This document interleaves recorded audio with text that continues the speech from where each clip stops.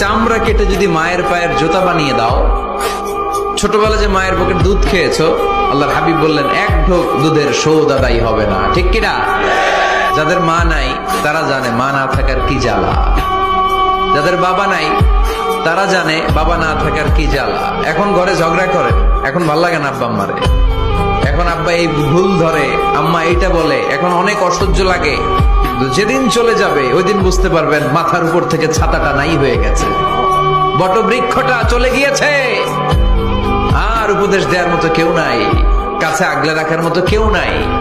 এজন্য আব্বা আম্মা থাকতে আমরা যেন আব্বা আম্মার কাছ থেকে দোয়া চাই। আব্বা আম্মার দোয়া কোনোদিন আল্লাহ তাআলা ফিরিয়ে দেয়, অনুরূপ ভাবে মুসাফিরের দোয়া আল্লাহ ফিরিয়ে দেয় না। সফরে বেরোলেই দোয়া করবেন, পারবেন?